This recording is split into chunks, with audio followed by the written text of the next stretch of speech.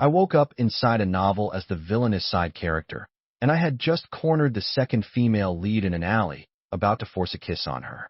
Looking at this future titan of industry, a woman who could crush me with a single finger, my legs turned to jelly. Was it too late to start sucking up to her? I'd been reading a novel before bed, and when I woke up, I'd transmigrated. I had become the most hated villain in the book, who even shared my name, Arthur Finch. At this very moment, I was leading a pack of my lackeys, cornering the book's second female lead, Lila Monroe. The girl, pushed against the wall, was wearing a blue and white school uniform. Her skin was fair, her frame slender, with smooth, black hair falling naturally over her shoulders. A bruise stained the corner of her left lip, stark against her pale face. Yet, she remained silent and stubborn, her dark eyes looking over at me with a cold, detached gaze. My knees went weak. Of all the moments to be dropped into, why this one? The novel was cliché and melodramatic.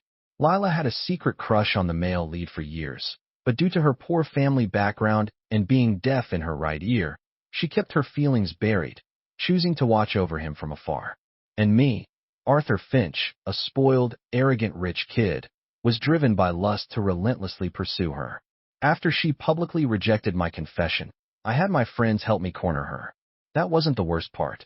The key was that on this very day, her grandmother would have a sudden spike in blood pressure. Because I delayed her, she couldn't get her grandmother to the hospital in time, and she passed away. From that day on, Lila hated me to the bone.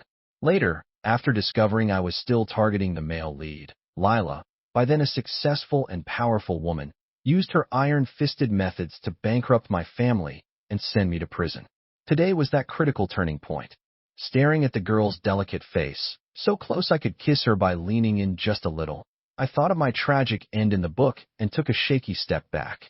"Hey, Arthur, what's wrong?" one of my cronies jeered. The whole group started hooting. "You haven't even kissed her yet."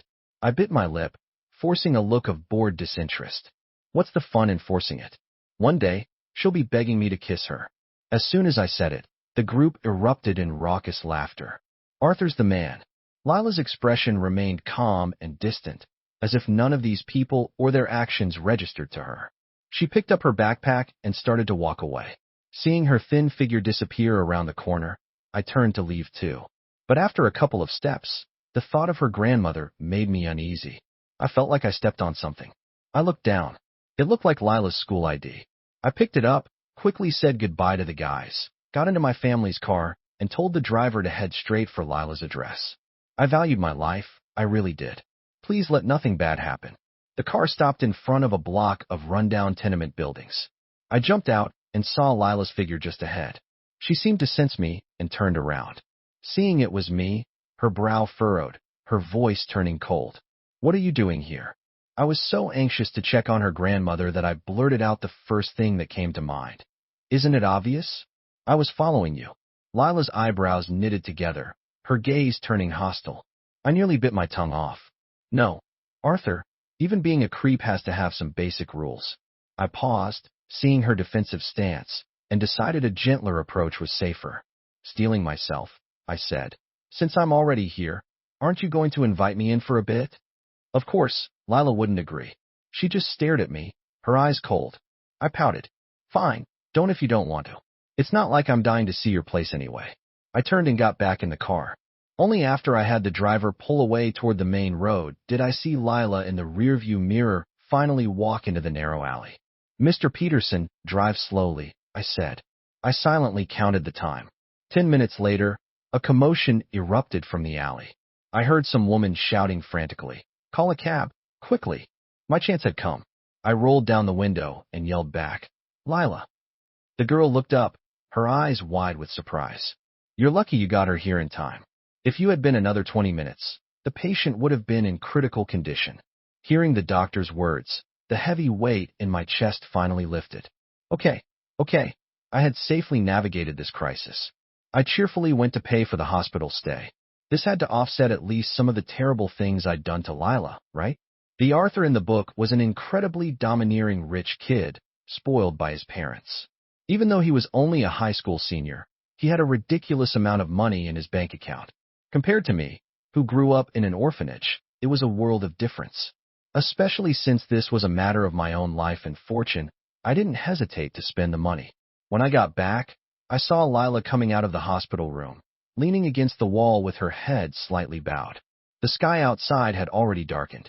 The hospital corridor was filled with the smell of disinfectant, and the light cast a glow on the girl's frail silhouette. I sighed. Honestly, with a face like that, who wouldn't be captivated? No wonder the original Arthur was so obsessed with her. Lila seemed to sense something and turned to look at me. I walked over. I've already paid for your grandmother's hospital fees. Lila's red lips pressed together. After a long moment, she said, "Thank you. I'll pay you back as soon as I can." Lila's family was dirt poor, and she was a senior about to take her college entrance exams. Where was she going to get the money? Her grades were good enough for the best universities, but this incident was what derailed her. She ended up performing poorly on the exams and didn't get into her dream school. Oh right, that was my fault too.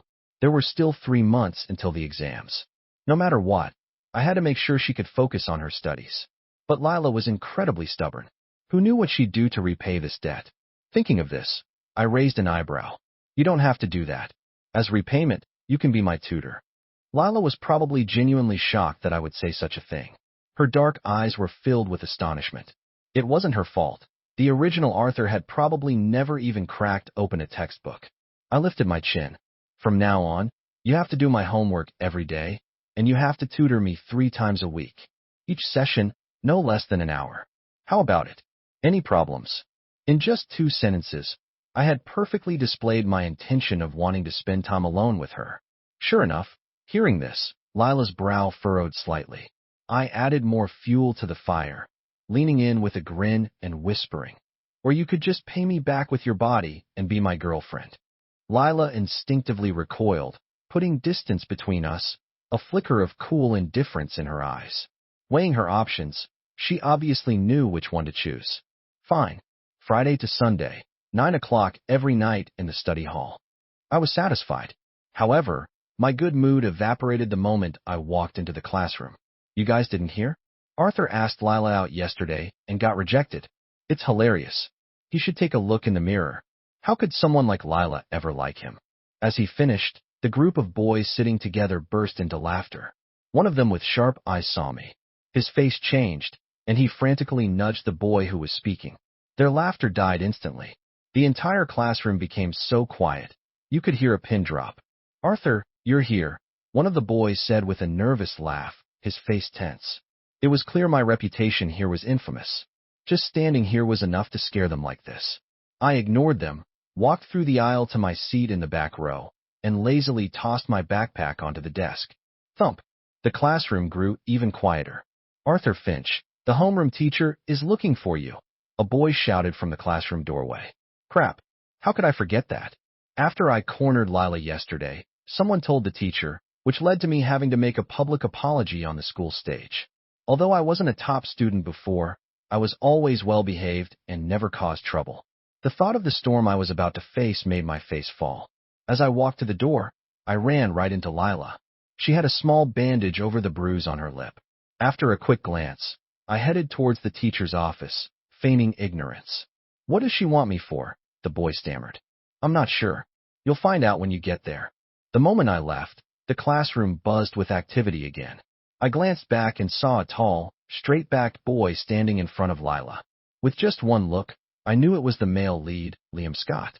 I vaguely heard him ask softly, "Lila, are you hurt?" For Lila, Liam was a ray of light in her bleak life.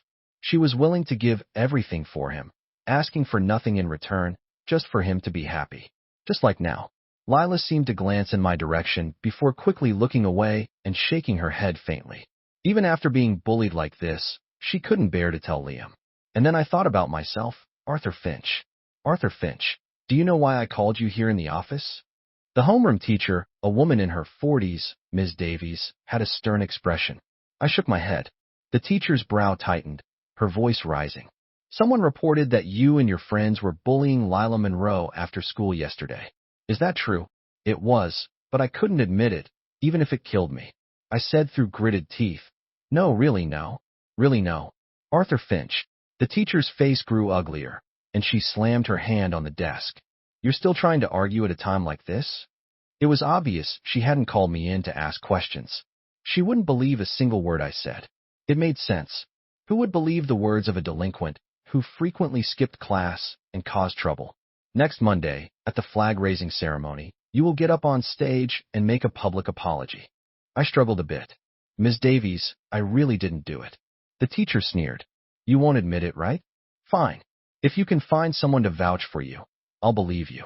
I imagined my crew of wannabe gangster friends standing in the office to testify for me, and my vision went dark.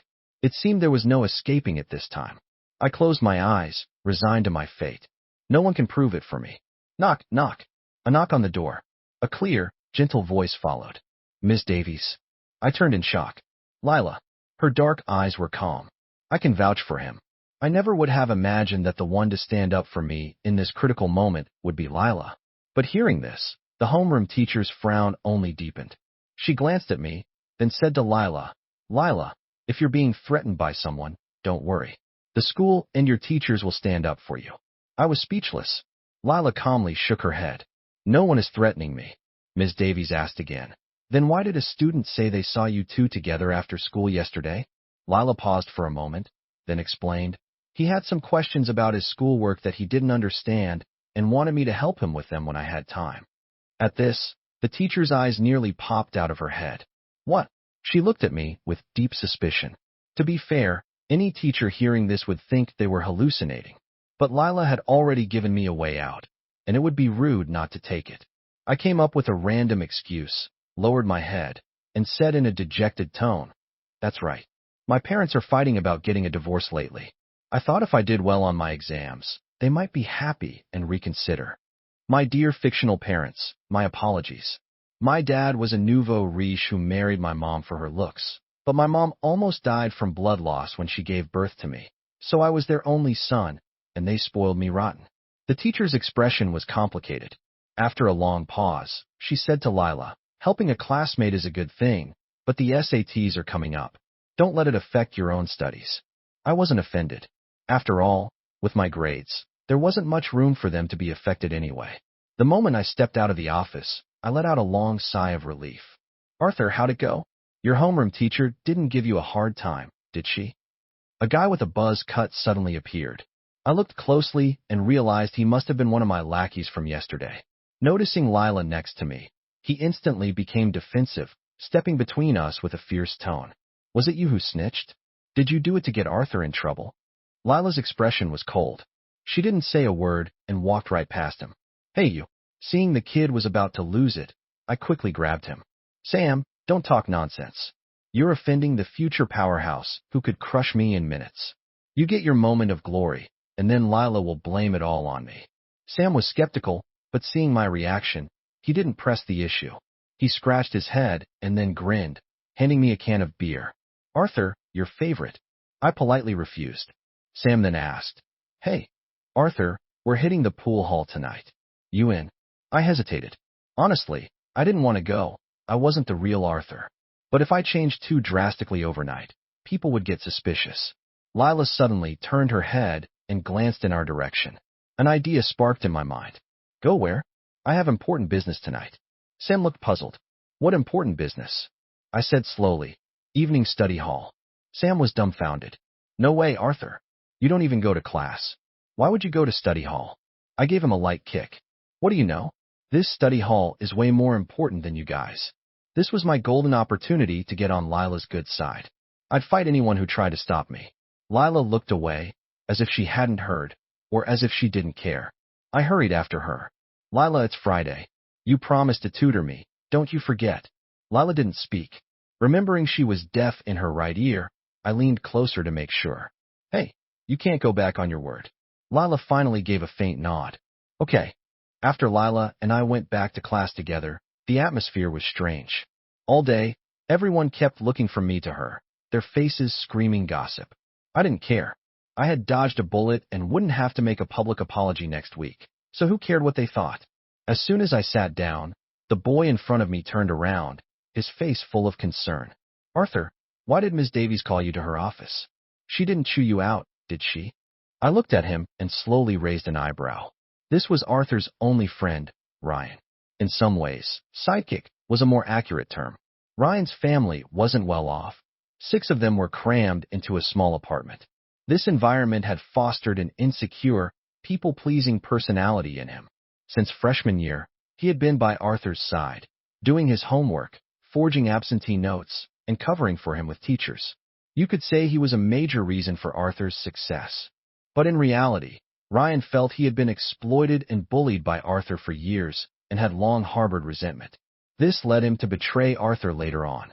After Arthur was taken away by Lila's people, Ryan deliberately leaked the news to Arthur's parents, causing them to get into a fatal car accident on their way. I stared quietly at this seemingly concerned face. How did you know she was going to chew me out? Ryan froze, a flash of panic in his eyes. No, I was just asking casually. He lowered his voice. A lot of people know about you cornering Lila yesterday. Of course, they did, since you were the one who snitched. I leaned back in my chair, opened my backpack, and started taking out my books. So what if they know? I had already made a public confession of love and almost forced a kiss on her in front of so many people. It would be hard for people not to know. Ryan seemed to sense my coldness and tactfully dropped the subject. Instead, he reached for my test paper. Oh right, I forgot to grab your paper yesterday. Let me finish it for you. The teacher is going over it this afternoon. I have to say, he was a smart guy. Although he helped Arthur with his schemes, he never participated in public disturbances like this, always having an excuse, especially not yesterday. It was only at the very end that Arthur realized his good friend also had a crush on Lila.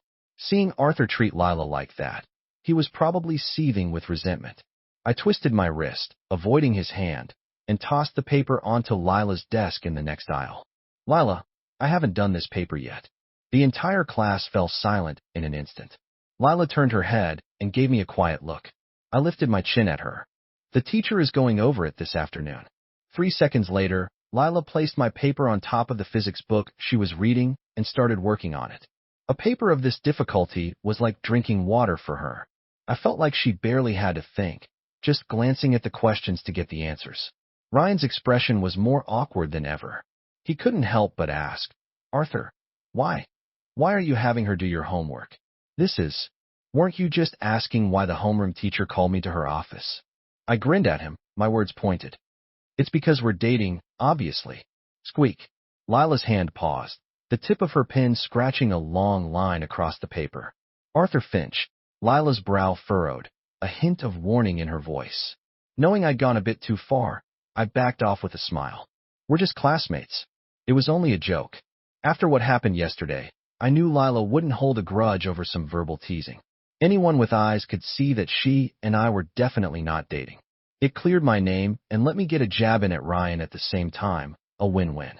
In my peripheral vision, Ryan seemed to relax, but his face was still pale as he silently turned back to his vocabulary words. I pulled out a textbook, looked at the pristine, untouched book, and sighed for myself internally.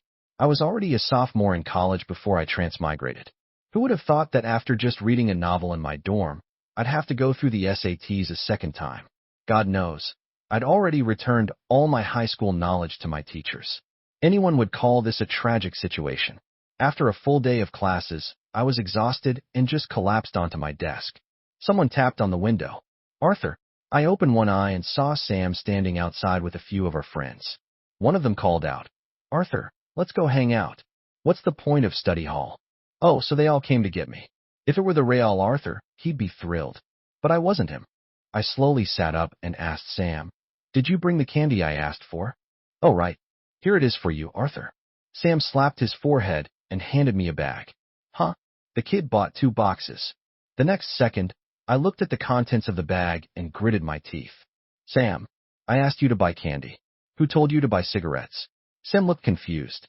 But Arthur, isn't this your favorite? I sighed. It seemed this image wouldn't change overnight. I took a deep breath. I don't like it anymore. Got it. Sam was perceptive enough to quickly take the bag back. Then wait a minute, Arthur. I'll go exchange it for you. 10 minutes later, a box of fruit-flavored hard candies appeared on my desk. I waved my hand. All right, you guys can go. It's 9 o'clock.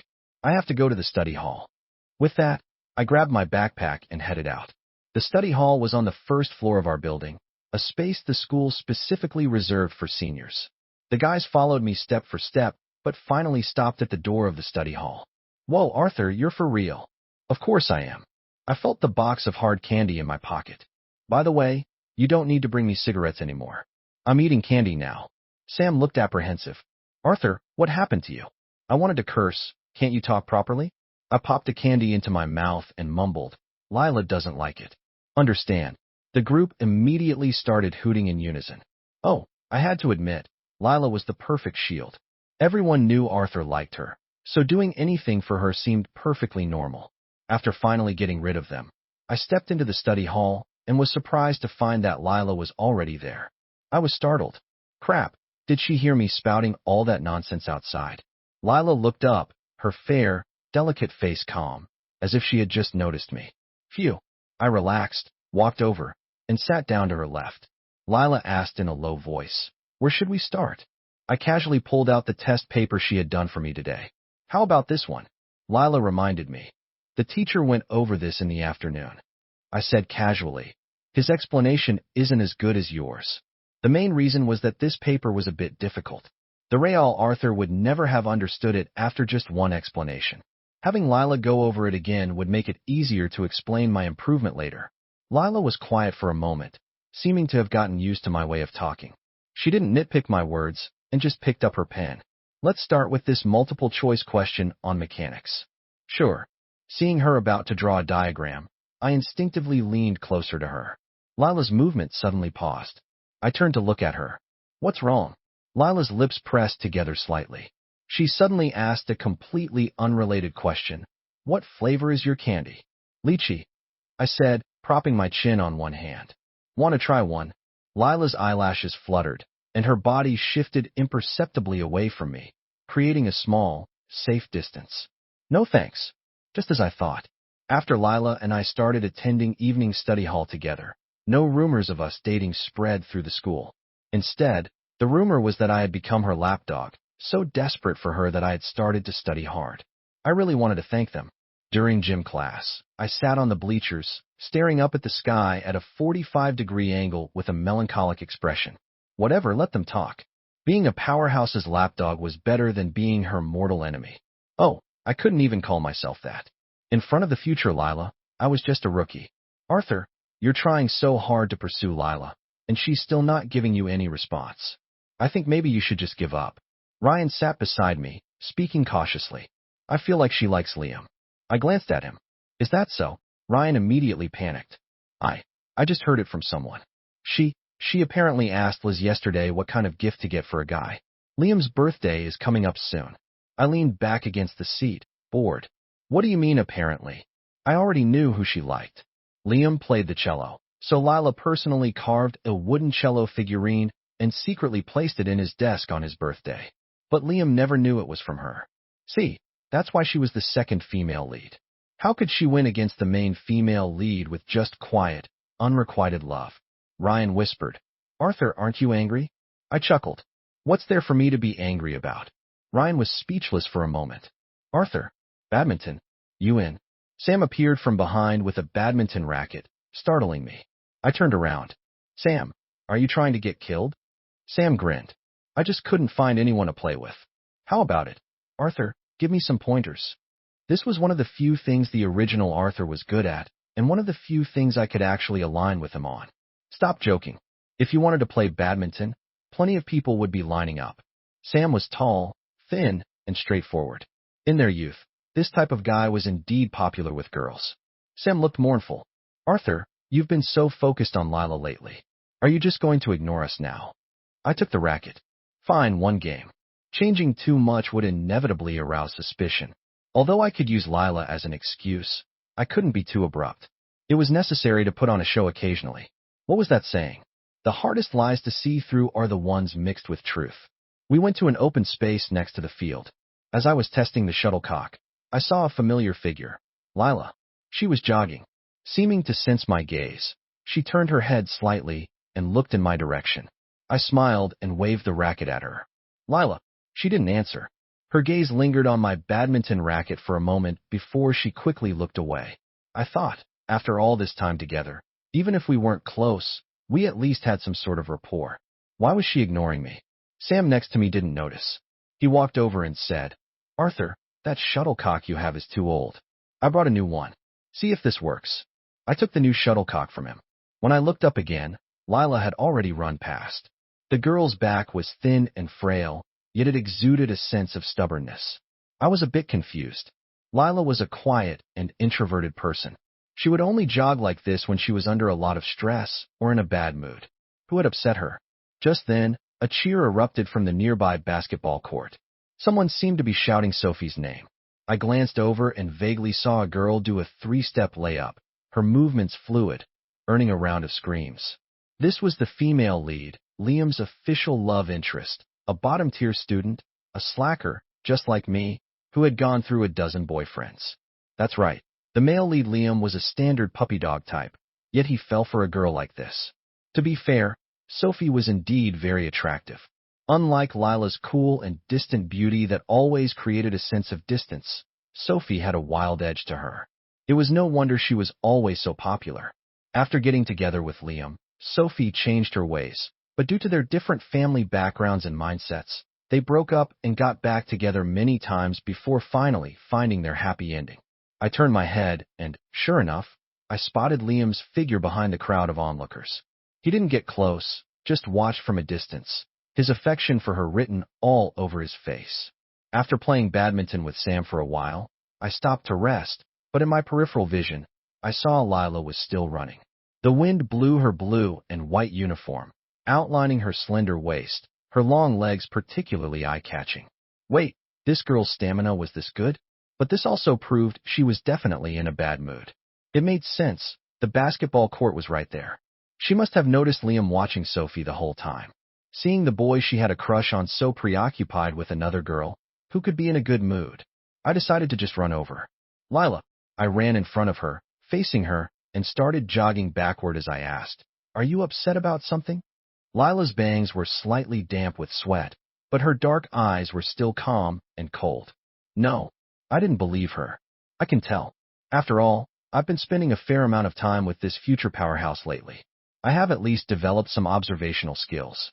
"Why are you upset?" I asked again. "Tell me, and I'll help you figure it out." Lila suddenly looked up at me, a flicker of emotion in her eyes, but just as quickly, her expression became placid again. "It has nothing to do with you."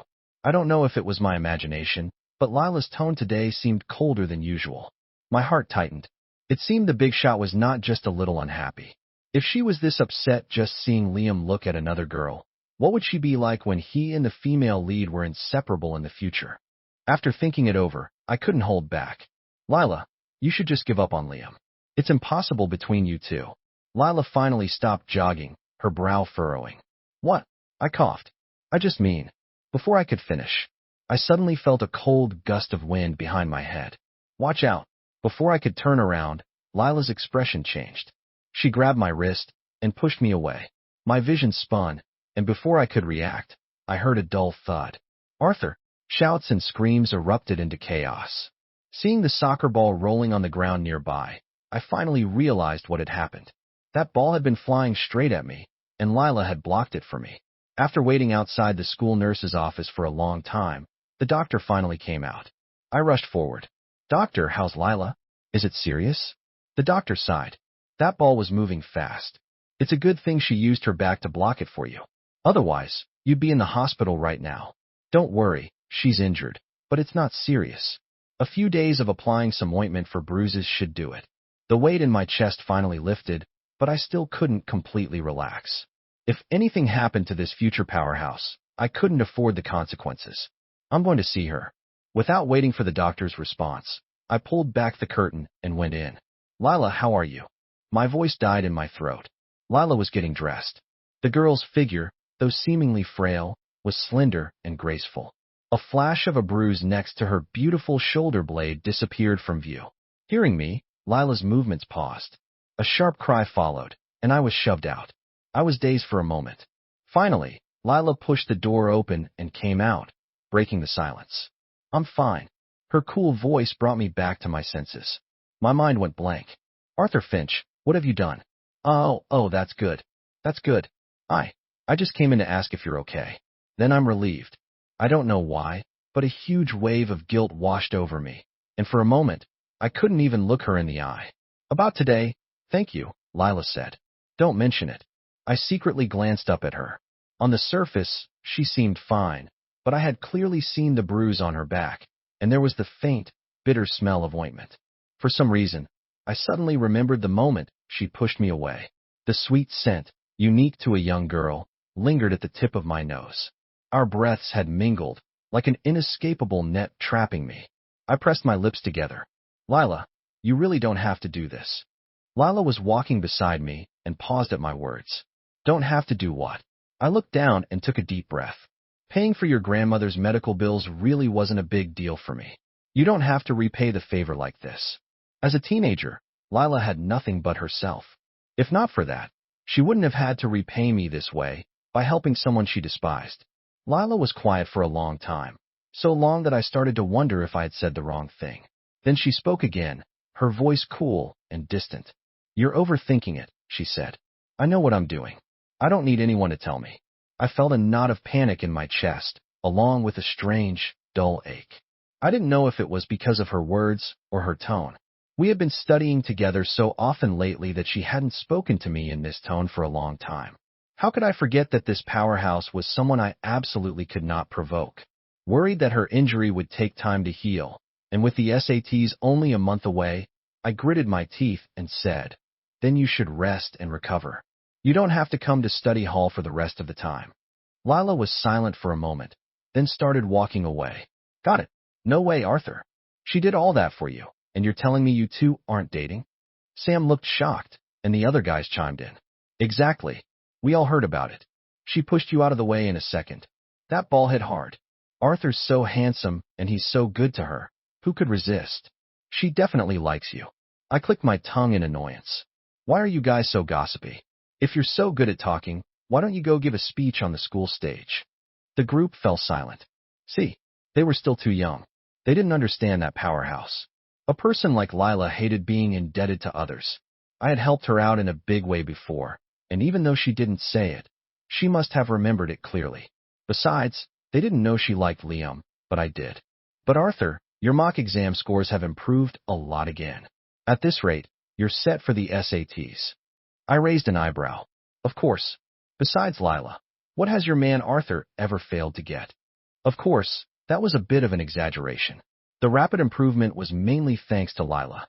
She was a brilliant and patient teacher. Sometimes, I'd ask her the same question several times, and she would explain it to me without getting tired.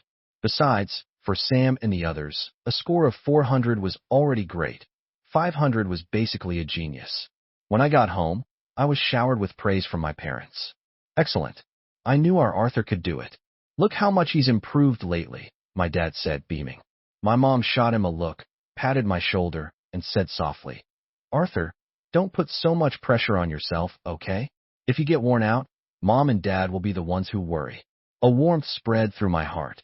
It's nothing. I've just recently discovered that this stuff isn't that hard to learn. My dad waved his hand grandly. Whatever you want, Arthur. Just say the word. Dad will do his best to get it for you. An image of a beautiful face flashed in my mind. I paused. The SATs are coming up. I want to find a tutor for a final push. I had to say my dad was efficient. The very next day, he hired a famous, top-tier tutor from our city for me. And from that day on, I never went to the study hall again. Even though we were in the same class and saw each other every day, Lila and I grew strangely distant.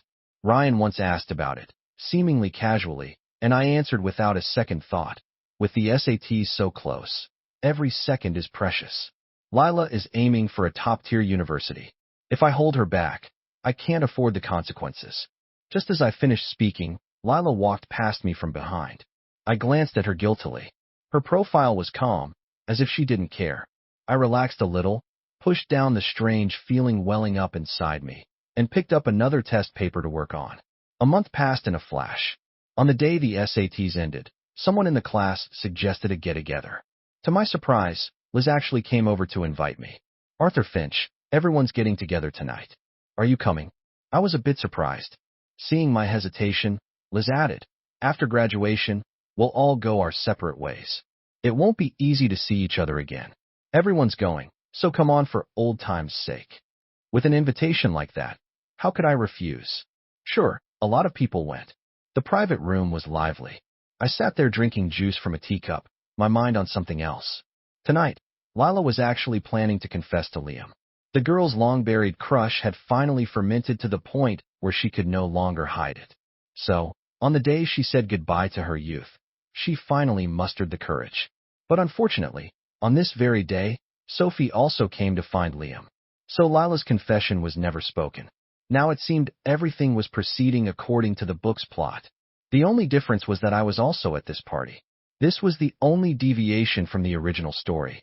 I wondered if it would have any effect. After we had mostly finished eating, someone suggested playing a game. Spin the bottle. Whoever the bottle points to has to answer a question, and it has to be the truth. The group was eager, everyone agreeing. Unexpectedly, the first person was Lila. Liz, as if on purpose, asked loudly, "Lila, question. Do you have a crush on anyone?" The moment the question was asked, everyone started hooting. So many guys at school liked Lila, but no one ever knew who she liked. I subconsciously looked at Lila, who was sitting across from me, and our eyes met. I immediately looked away, pretending to be on my phone. Then I heard Lila's yes. The room fell silent for a moment, then practically exploded. Who? Who is it? Someone from our school? What do they look like? Are you together? My heart skipped a beat. Lila said yes. She actually said yes. But the book said she never confessed to Liam, and now she just admitted it like this? Liz laughed. Hey, that's too many questions. We said one question at a time. Despite his words, it was a rare chance to get gossip on Lila, so of course no one was going to let it go. So for the next few rounds, almost everyone tried to get the bottle to point to Lila again, but they failed several times. Arthur, your turn. The task of spinning the bottle fell to me. I was a bit distracted. I pressed down on the bottle and gave it a casual spin.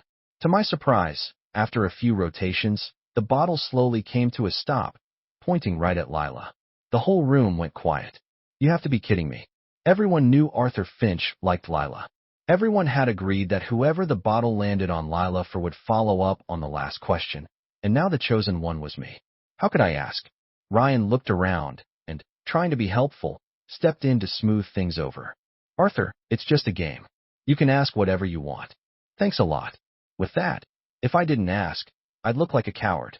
But if I did ask, wasn't I just setting myself up for humiliation?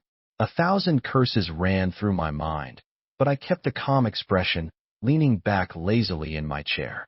All right, I'll ask. I looked up at Lila and smiled. Lila, I'll ask you this. Is the person you like in this room? I couldn't help but give myself a mental high five. Listen to that. What a great question. There were 16 people in this room, half guys, half girls. No matter how Lila answered, it couldn't go wrong. As long as she didn't say Liam's name out loud, no one could definitively know who she liked. No one expected me to ask that, but 3 seconds later, they snapped out of it and looked at Lila, excited and gossipy. I noticed that Ryan beside me had unconsciously tightened his grip on his cup, clearly nervous about Lila's answer. The calmest person in the room was probably me, since I knew the right answer. Oh, actually, there was one other person who was different from the rest, Liam. He kept looking at his phone, most of his attention on it. He was waiting for Sophie. I sighed silently. The second female lead's fate was already written. Liam was never meant to be with Lila. Her love was destined to be a secret that never saw the light of day.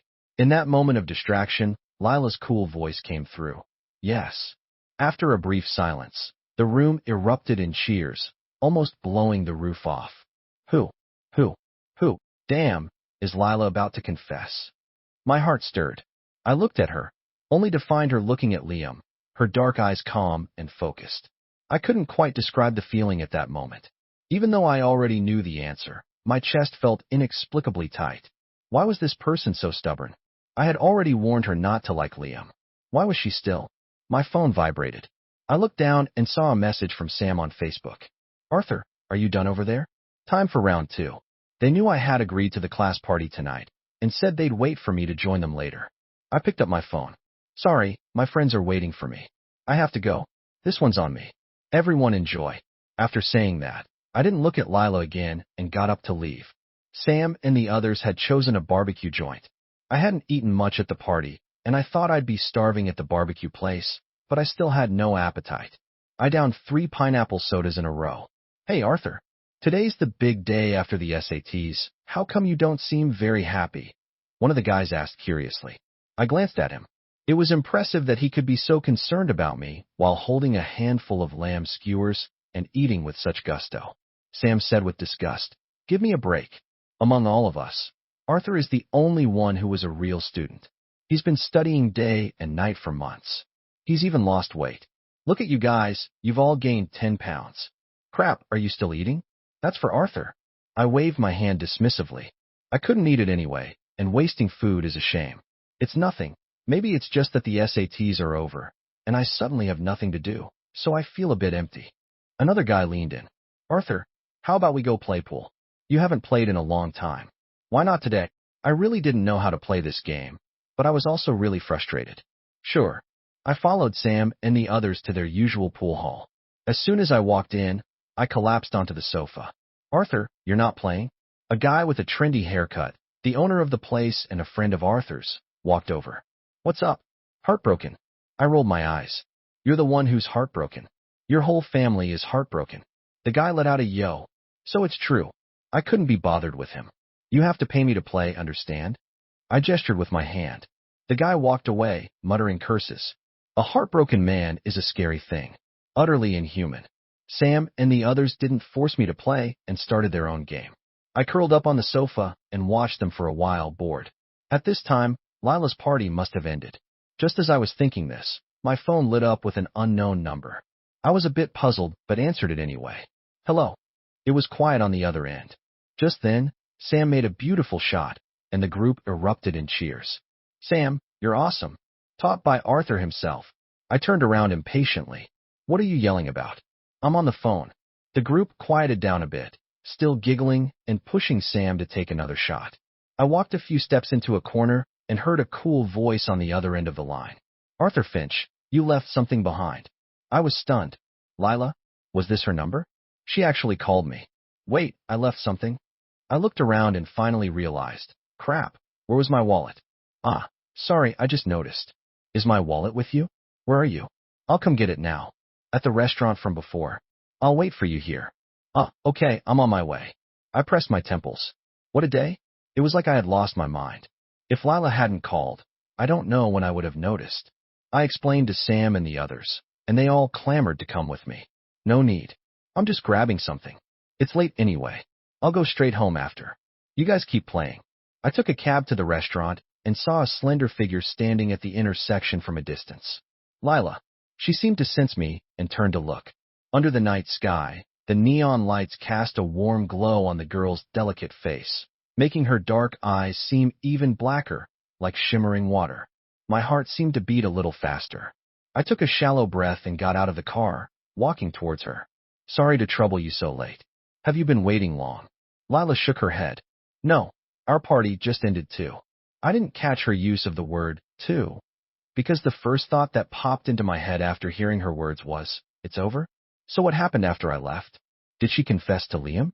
But that was obviously not something I was qualified to ask, so I tactfully smiled at her. Thanks. If it weren't for you, I probably would have lost this wallet for good. She handed me the wallet, and my fingers accidentally brushed against hers.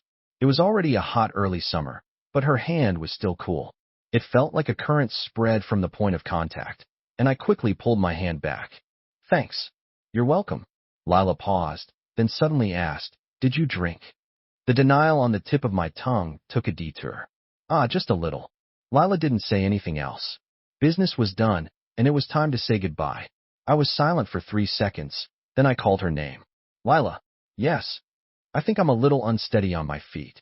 Can you walk me to the intersection? This road is narrow. My driver might have trouble getting the car in. Lila hesitated for a moment, then nodded. Okay. I don't know where I got the courage, but I suddenly took a step forward and asked with a smile.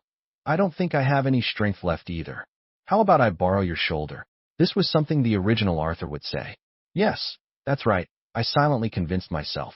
Lila took half a step back. A fleeting sense of disappointment washed over me, but I quickly pushed it aside. See, this was how the plot was supposed to go. Let's go. Lila half turned and said. The night wind was still warm, but it felt cooler than my face. I had no idea how things had ended up like this.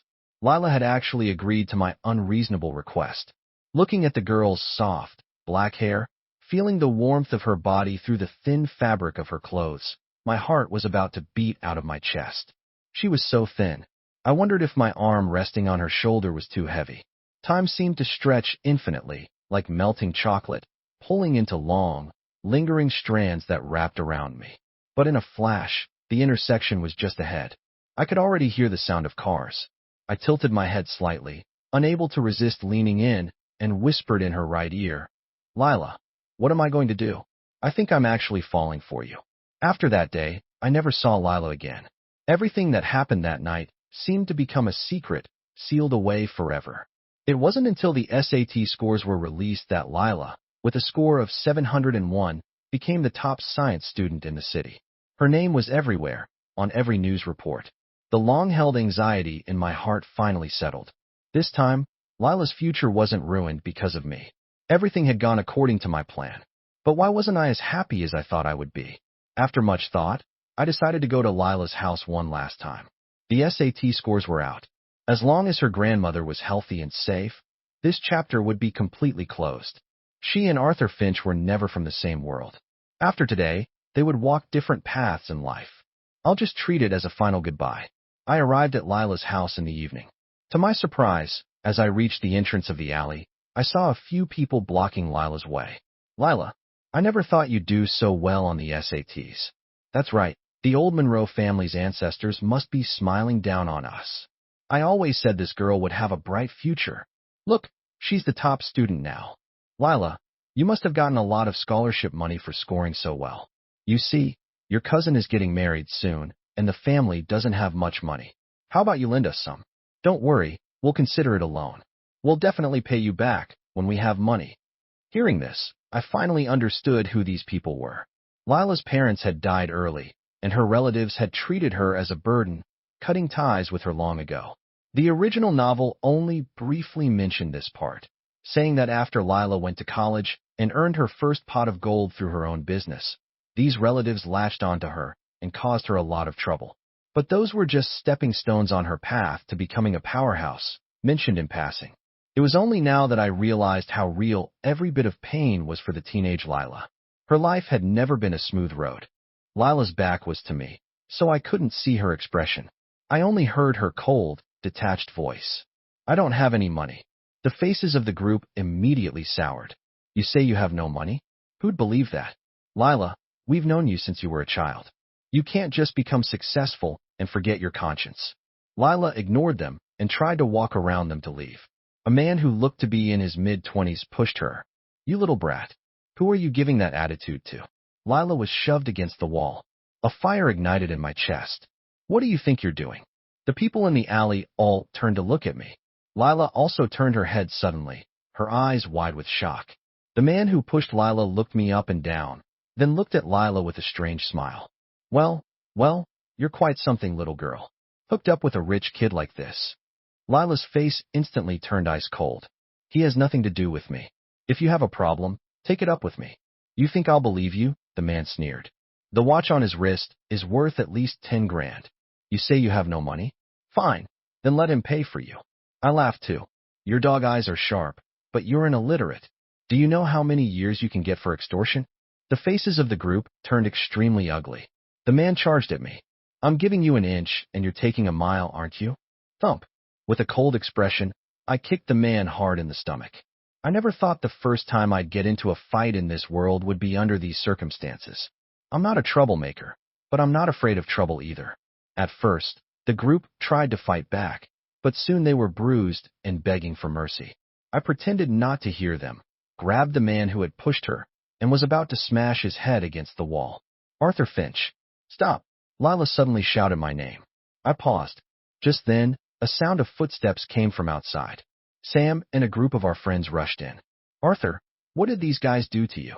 When I realized something was wrong at the alley entrance, I had called Sam and told him to bring people over. Lila suddenly grabbed my sleeve, as if afraid I would continue fighting. I calmed myself down. "Take good care of these gentlemen." Leaving those words behind, I ignored the gossipy and curious looks from the group and pulled Lila away. We walked a good distance before I realized she had been quietly following me the whole time. Something was rampaging in my chest.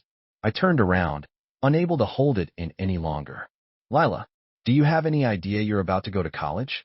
It was only then that I realized my voice was trembling slightly with an anger and fear I hadn't expected. How could she be like this? She had finally made it through the SATs, finally reached a new stage in her life. If those people had actually done something to her today over a little money, everything would have been ruined. Lila just looked at me quietly. After a moment, she asked, "Do you care?" I was stunned. "What?" Lila said. "Do you care if I do well? If I go to college?" I was at a loss for words. Of course I care. In the original story, you were held back because of Ethan Hayes. But how could I say that out loud? I took a deep breath. Of course. You're the top science student in the city. We were classmates, so I get to bask in your glory too. In the future, I'm counting on you too, Lila suddenly said softly. Liar. I froze. What? Lila took something out of her pocket and placed it in my hand. A bank card. The money for my grandmother's hospital bills that you paid for is all in here. I said I would pay you back as soon as possible, and I keep my promises. My chest felt like it was stuffed with a wet cotton ball. She said she had no money, meaning all the scholarship money she earned was to pay me back. She really never owed anyone anything, every debt calculated clearly. She turned to leave. I laughed in anger. Lila, you know this is nothing to me.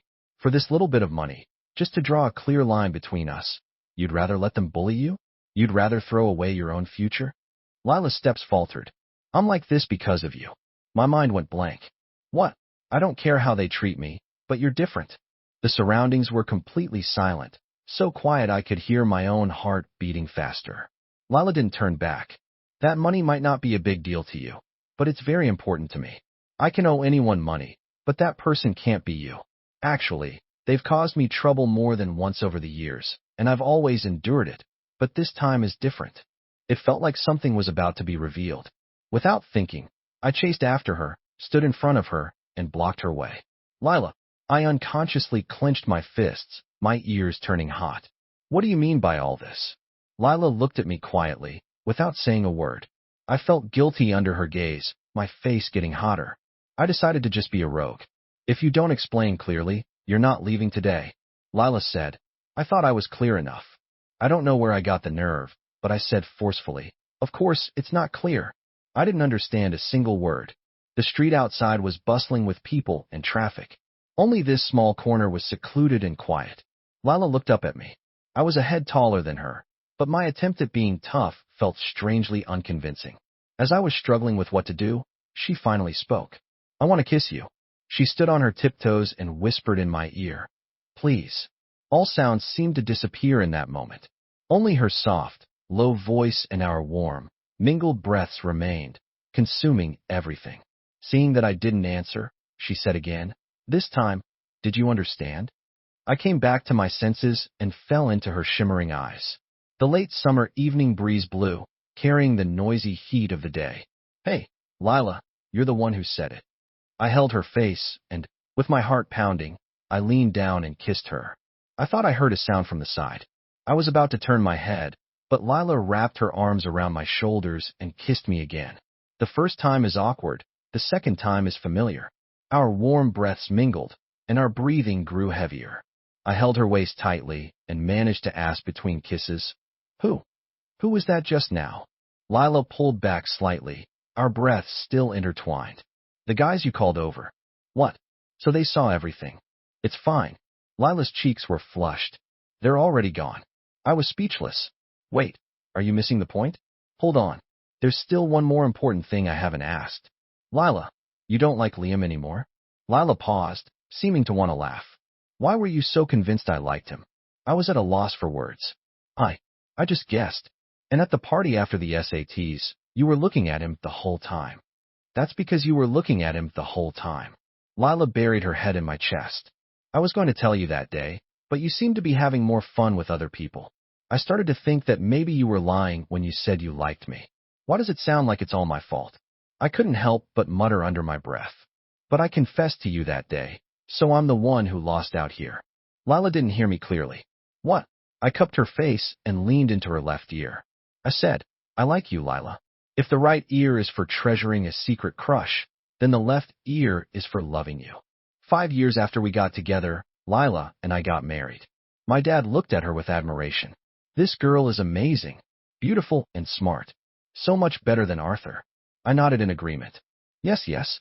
Now you don't have to worry about going bankrupt. My mom's eyes welled up. This is wonderful. I used to think our Arthur was just after her looks, but I never expected her to be so outstanding. We really hit the jackpot. I was speechless. Thanks, Mom and Dad. At the wedding, Sam and the others were happily drunk. Even Liam and Sophie came. Their wedding was set for next year. Lila was in a great mood that day and drank a lot of red wine.